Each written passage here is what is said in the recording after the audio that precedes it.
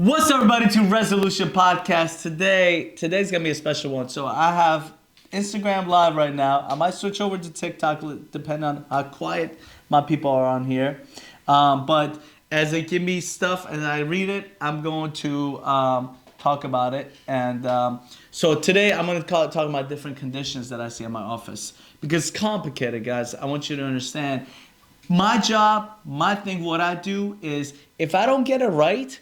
If I don't get the diagnosis right every time, I'm not going to be successful. See, if I was a medical doctor, especially primary care, that should be easy.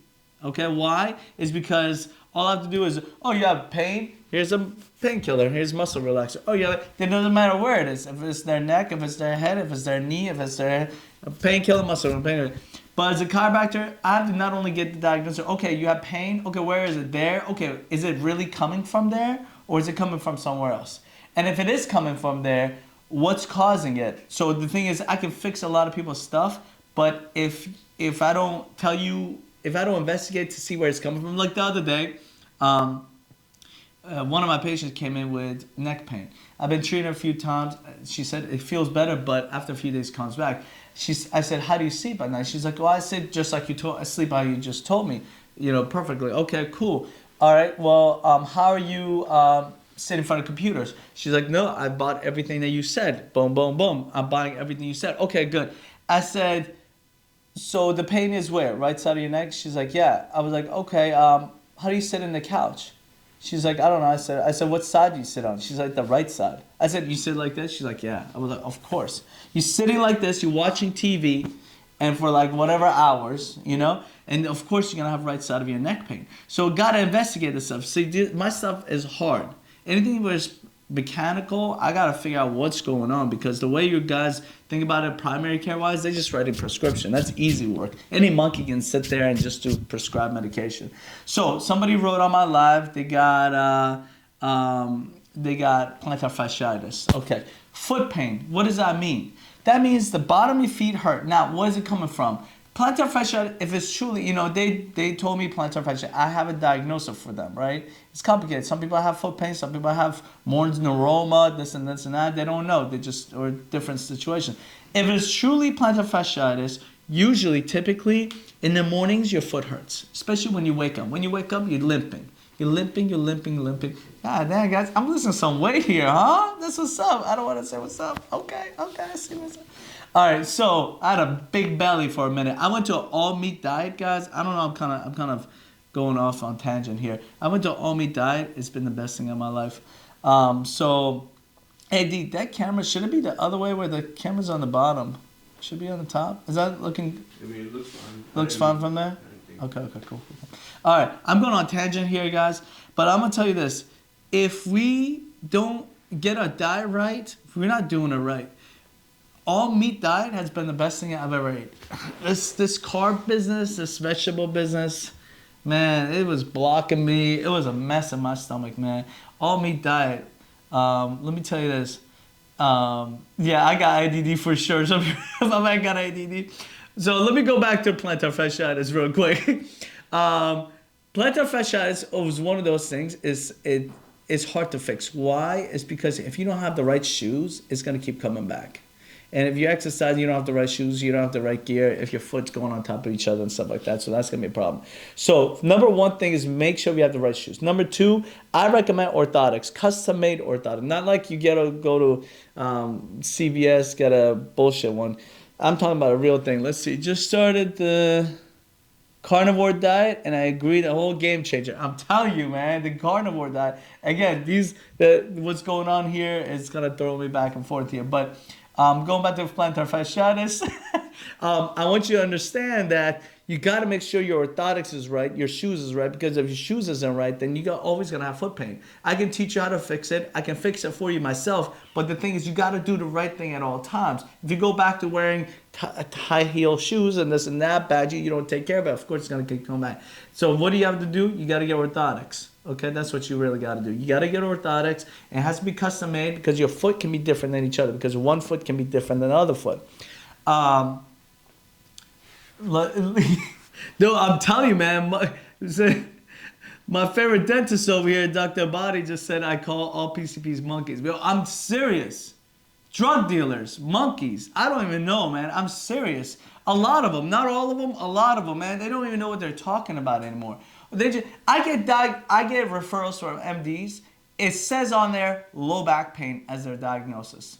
Well, no shit, it's low back pain. I had the patient come and tell me it's low back pain. You understand what I'm saying? The patient said, I have low back pain. The least you could do is tell me something that the patient doesn't say out of his or her mouth.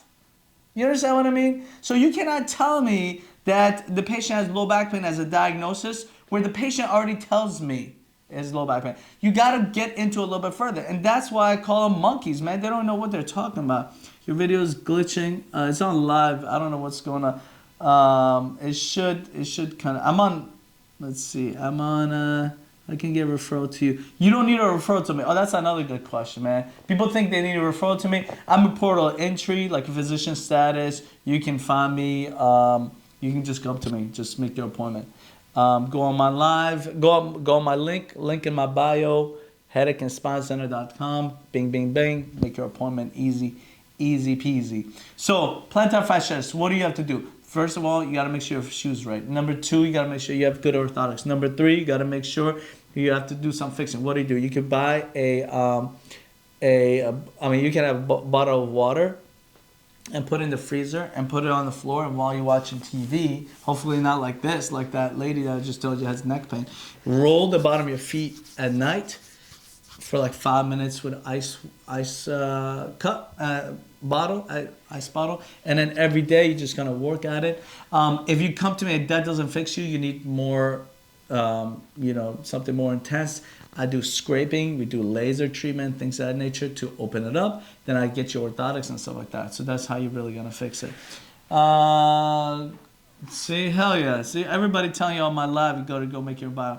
Let's see. Some people ask me some questions. Let me see. I want to answer a question on my situation as I'm going. Somebody wrote something kind of long. What is the spinal stenosis? And I can seek a chiropractor help for, should I steer away from chiropractic? So here's the thing. I'm going to tell you guys, no, I'm not in GW Hospital.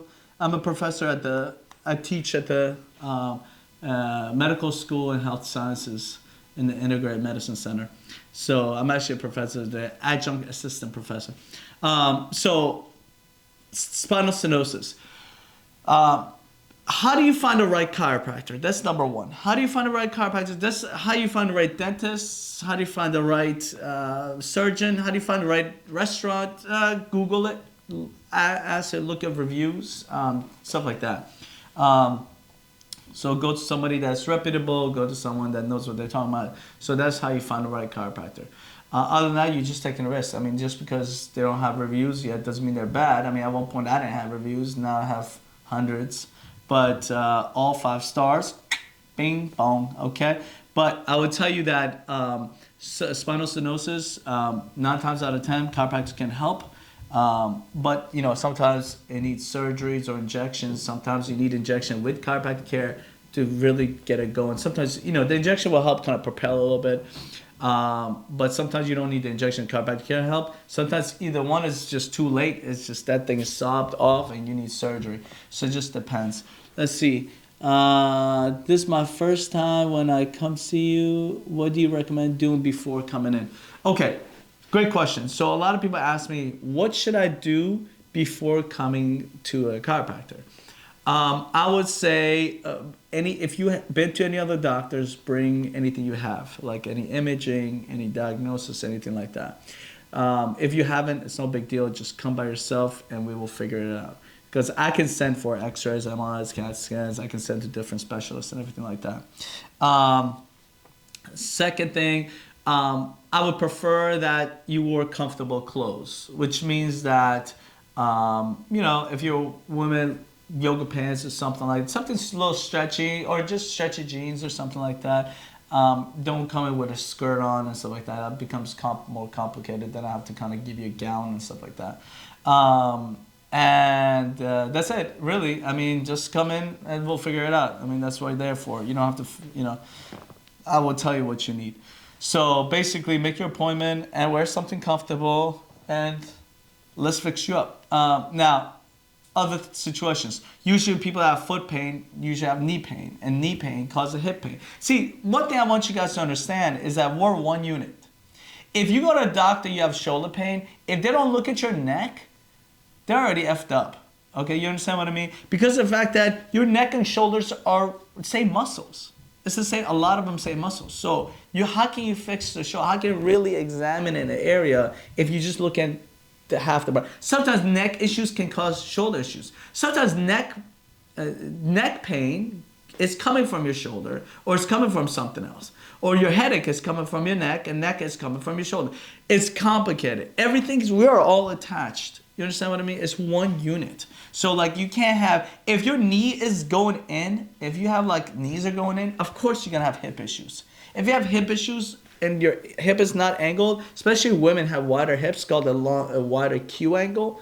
When your knees going in and the hips are getting wider, that causes pelvis issues. Pelvis tension causes back issues. Back issues will cause upper back issues. Upper back issues cause neck issues. Neck issues cause headaches. You understand what I mean? And some people come in with headaches. So then what do? We have to figure out what's going on in their neck. And to fix their neck, I got to fix their upper back. To fix their upper back, I got to fix their low back and the hip. And So we have the scanner. It's called a 3D spine scanner. It's a foot scanner through foot levelers. Basically, you stand on it. It scans you from bottom up and tells me what's going on with your foot, ankle, knee, hip, low back, mid back, neck, and shoulders. All right, let's see what somebody asked. I'm struggling. Let's see. I'm a trucker. I'll be sleeping like a wild monkey. I'll be sitting down 80% of the time. So what she's saying is that she's sleeping like a wild monkey. That means she's all over the place. You know, one arm here, one arm there. She drives a lot, obviously. She probably doesn't have comfortable situations. And then so what's going on is that she's causing a lot of tension in her back. So here's what I would tell you. You have to do tune-up for your spine. Okay, you understand what I mean? If your spine is not tuned up, then you're going to keep having pain. So I want you to understand that what you want to do is make sure you take care of your spine. Because you're young, you can push through it. As you get older, you're going to be all jacked up. Look at all your coworkers, all the people that do your job, and they've been doing it for like 30 years, 40 years. They're all jacked up. Why? Because they've just been pushing, grinding, and they're abusing. A lot of people, I have these truckers come in. It feels like they have 300,000 miles on their spine, and they never took it to oil change, and never took their spine to change tires, and I'm making a joke out of it. I'm saying like, take your body for a tune-up, take your teeth for a dentist, you go to MD for a blood work internal. Who's checking your physical well-being? Who's checking your musculoskeletal, your nervous system? You're checking your teeth, you're checking your liver, kidneys, organs, and stuff like that through blood work. Who's checking your musculoskeletal nervous system? Chiropractors. If we do tune-up, you can come in 1 or 2 visits, you just get right. You know what I mean? But if you come in all jacked up, of course you're going to have a lot more pain. All right, let's see. What is that? Will you get that on your first visit? Yes. So you say you have a scan. Yeah. So, you see, somebody wrote something else too. Oh, okay. All right. So you guys can ask questions, by the way. I'll answer as I go on my podcast. Resolution podcast, guys. I should probably write that on here. Resolution podcast. There we go. Ask your questions. Okay. Let me pen that in. Okay. I'm 3 years now driving and I'm in need already. Yeah, that's what I'm saying. A lot of people are driving these days and they need to be checked out. And I want you to understand that you can't just take your spine and just smash it every day and not take care of it, because that's ultimately how you're going to make your money. What's the point of working something you don't enjoy because it's causing you bodily harm? I have so many patients, they have so much migraines sitting in front of computers and stuff like that. They're like, I love my job, but I'm starting to hate it because it's causing me so much pain. And so that's one of those things. And next week podcast, I'm going to talk about one of my patients actually came in this week. I might say a few words on it today, actually. Actually, you know what? I'll say it. Talked about it today. This is really cool, guys. I had a patient. This is not the first time I had it, but I do want to talk about it. I gave her one adjustment. And I'm going to post a video about her next time. She almost started crying. And the reason she started crying is because she felt an emotional release of happiness coming out. And I one adjustment to her neck. I said, "You've been going through some emotional traumas. What's going on?" She said, her son was there. She's like, "I can't talk right now." So I had her son kind of go to my private room. And she said, "Yeah, she said, how'd you know?" I said, "I felt that this was a normal one." Because as soon as I gave her one adjustment, her eyes teared up. And she was just like, "Why am I crying? I can't even stop crying right now." I said to her, "It's probably because you had some emotional trauma. What's going on?" She said, my mom just died like a few months ago. What did she say? A year ago or something like that. And I just haven't coped with it. And I want you guys to understand, this is really powerful, is that your body, your brain stores emotional trauma in your spine. And it stores it and it stores it and gets bigger and bigger and bigger. And if you don't deal with it, and it's going to start causing pain. So I want you to understand that psychological trauma causes physical trauma. Psychological trauma, this is a good one, D, causes physical trauma, because if you don't deal with it, it's going to get stored to a point that it's going to just cause a lot of pain. And you want to understand that, because when you release that, when one adjustment, it feels like you just got rid of years of, it went through years of psychologists, talking to them because in 1 second, because you just relieve all that. So you want to make sure that you deal with your psychological traumas at the same time as your physical trauma, because they really go hand in hand. You want to make sure that that's good. Especially right now, there's a lot of situations where people are going through so much psychological, from COVID and not talking to no one and not dealing with no one, not touching. I saw patients. I'm running out of juice on my phone. Sorry guys, I was running out of juice there. I saw patients that, I want you to understand that they haven't seen people. My daughter, I would tell you something personally. And if you can put that. My daughter, I'll tell you something personal about my daughter. We can attach it to your phone, D? I don't think. Or maybe does that go like that? No, I don't think it does. You know what? Yeah. Oh, it does? Okay, cool. I will tell you something. Let me see. Let me attach this here. Okay.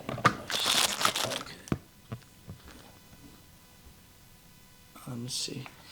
All right. I'm trying to. Whoop. Sorry, guys. My phone needed to. Okay, that's good. So I'll tell you something about my daughter. She was born during the pandemic. She just turned 4, and socially she was raised during the pandemic time where as she become 1 or something like that, we hit the situation with no school, no kid, no other people's kids, no this and no that. And she has issues with just connecting with people, so we're trying to take her to all the birthday parties, she knows everything. At home, she talks a lot. As soon as she goes to school, she's like a mute. She don't say nothing. And all the teachers like we don't know how to grade her because she's not talking. And so that's a problem where a lot of kids are going through certain situations and it's affecting psychologically, this and that, and learning and stuff like that. But she's getting better. But there's an issue there where we have to kind of get her to kind of see a lot of other, classmates, go to all the birthday party, there are still some people in the family she just doesn't talk to. But as soon as they leave, she's talking all about them. But as soon as they're there, she goes into silent mode. And so that's the situation. So a lot of people going through psychological traumas, social traumas, and that stuff not only stores in their mind, but stores in their spine. And so when I give that one patient an adjustment and she almost started crying, she felt like she was crying, is because of the fact that she was storing so much trauma in her spine that she was relieved. and she loved it. She was like, I said, listen, and she was coming from Richmond, and I'm all the way in Alexandria, and she driving almost an hour, 45 minutes or something like that. She was like, she was coming once a week. I said, look, you need to come twice a week, really. She's like, whatever it is, I need to do it. So it made a big impact. So if you have any pain, it could be psychological trauma as well as physical trauma, or it could be a combination of both. So we really got to examine both. It's not about taking more painkillers. So I do want to kind of hit that. But long story short, this was my podcast for today. D, what do you think? That's a good spot to stop right there? Yeah, we got 20 minutes. 20 minutes? Yeah, that's good. So I do want to talk about on next time, I want to talk about psychosocial traumas. Psychosomatic traumas. I'm going to talk about psychosomatic traumas on my next podcast for next week, Monday. And psychosomatic trauma basically means your psychological trauma is causing you physical damage. And you having back pain or neck pain, and nobody can figure out where it's coming from. But it's coming from the fact that your brain keeps storing more and more in your neck or your back or wherever it is that you're having this pain at. Nobody can figure out where it's coming from. It's probably coming from a psychosomatic injury where you had a psychological injury which is accumulating in your spine. So that's going to be on my next podcast. Thanks for tuning in. Thanks for everybody on your questions and stuff like that. A lot of people came and went. Good. That's pretty good. All right. Tune in next time. Resolution podcast out. What's up? Let's see what somebody wrote here. I said Indian style on my chair a lot. Can this have future impact on my